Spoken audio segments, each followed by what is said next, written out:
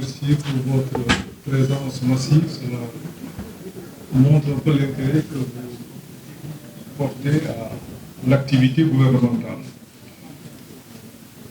Messieurs les ministres, Mesdames, Messieurs les journalistes, notre pays a vécu des moments tragiques à travers des manifestations violentes qui ont entraîné des pertes en vies humaines, des blessés et une destruction sans précédent de biens publics et privés.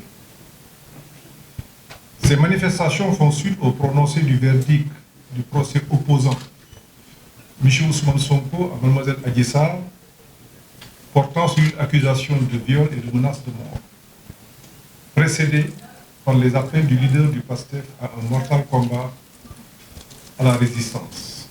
Aussi, a-t-il lancé un appel à tous ses militants et sympathisants pour rallier Dakar pour engager le combat final, pour déloger le président Macky Sall du palais.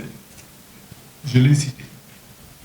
Je présente, au nom de son Excellence M. Macky Sall, président de la République, du gouvernement et de l'ensemble du peuple sénégalais, nos condoléances aux familles qui ont perdu des proches. Nous compatissons à la douleur des blessés. Nous souhaitons un prompt rétablissement et leur exprimons toute notre solidarité. Des enquêtes sont ouvertes pour déterminer les causes des décès et situer les responsabilités.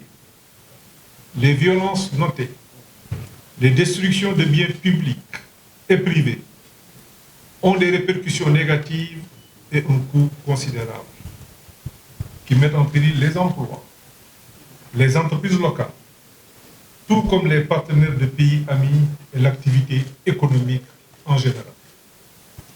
Une évaluation est en cours pour estimer l'ampleur des pertes matérielles afin de déterminer les mesures à prendre au profit des entreprises et les mécanismes de soutien appropriés pour l'ensemble des victimes de ces événements. Mesdames, Messieurs les journalistes, avant-hier, j'ai visité le chantier du BRT, Bus Rapid Transit. Le spectacle est affligeant. Il en est de même pour l'université, ce temple du savoir dont les espaces académiques ont été profanés. Le préjudice économique, financier, émotionnel et réputationnel subi par la nation est inestimable. Nous condamnons sans réserve toute forme de violence, de vandalisme et de destruction. Ces actes ne peuvent en aucun cas être justifiés.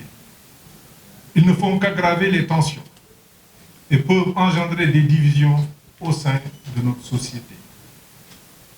Les manifestations violentes observées traduisent une entreprise de déstabilisation qui a commencé avec une cyberattaque et s'est poursuivie par des tentatives malveillantes de destruction et de sabotage d'infrastructures vitales et essentielles pour notre pays.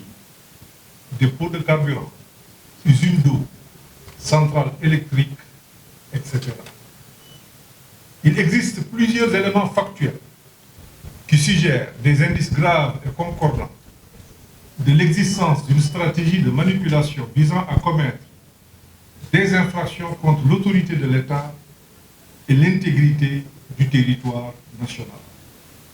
En effet, de façon graduellement préméditée et pour brouiller les repères informationnels, sont supprimés ou discrédités dans certains médias et dans les réseaux sociaux les informations pouvant créer un système de référence authentique et permettre la comparaison et l'expression du sens critique. Ainsi, si nous n'y prenons garde, les remparts de la démocratie et de la liberté vont s'effondrer les uns après les autres, sous l'effet d'une stratégie pernicieuse de manipulation, élaborée et mise en œuvre par les partisans de théories insurrectionnelles. Face à cela, le gouvernement est déterminé à faire la lumière sur les événements récents et à traduire en justice tous ceux qui ont commis des actes répréhensibles.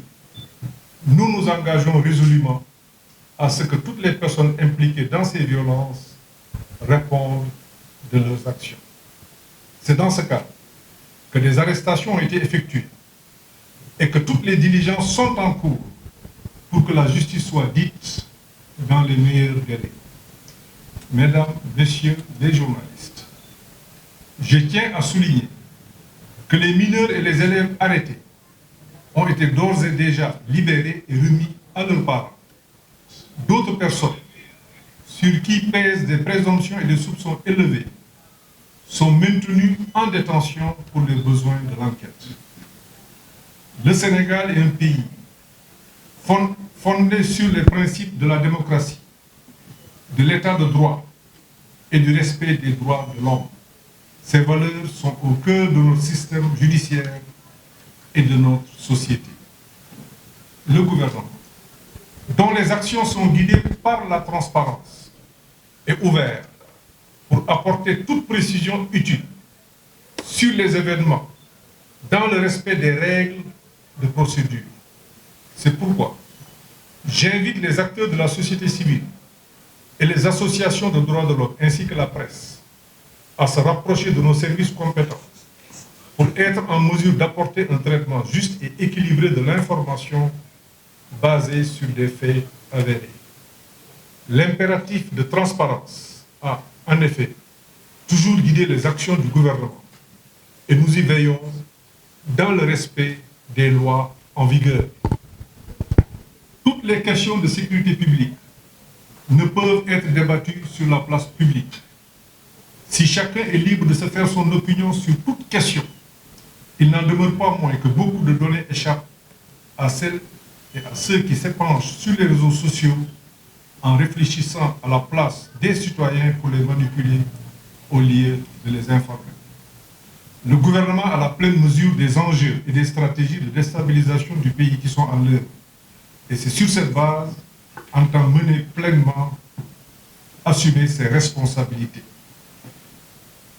Les malheureux événements sont intervenus dans un contexte de dialogue national proposé par le président de la République, son Excellence M. Macky Sall, dans son élan naturel d'inclusion, pour offrir une plateforme citoyenne où les représentants de la société civile, les partis politiques et les acteurs clés se réunissent pour échanger des idées, discuter des défis auxquels notre pays est confronté et proposer des solutions constructives.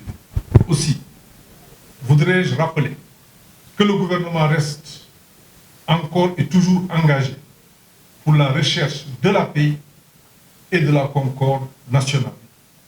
Les ministres des Forces armées, de la Justice, de l'Intérieur et le ministre porte-parole du gouvernement sont ici présents pour apporter les éclairages nécessaires sur toutes les questions d'intérêt national.